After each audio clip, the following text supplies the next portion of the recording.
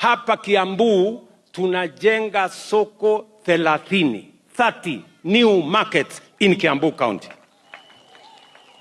Na nafanya hivyo kwa sababu niliongea na kina mama mboga wakaniambia tunafanya kazi mahali kuna jua, kuna matope, kuna vumbi, hakuna stima, hakuna mahali ya choo, hakuna mahali ya usafi.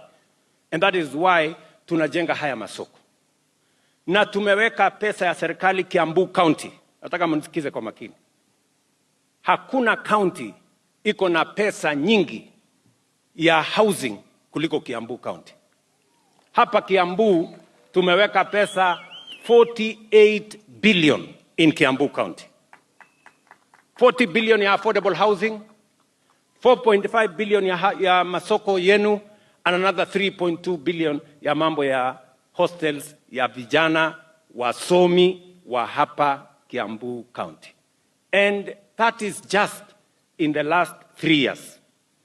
Hiyo kazi tukiendelea na hivyo, miaka 5 mtaona vile tofauti itatokea. Miaka 10 mtaona vile tofauti itatokea. And that is how we are going to change our country.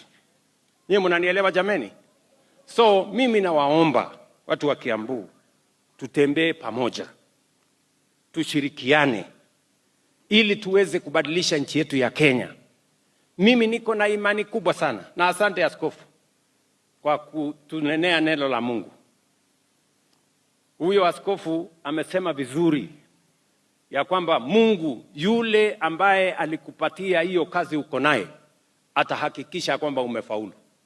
Na mimi nataka niwaambie nyinyi viongozi hapa na nyinyi wananchi, yule Mungu ambaye ametuweka Kenya hii ndio Mungu atatusaidia tubadilishe hii nchi itoke third world ikuwe first world.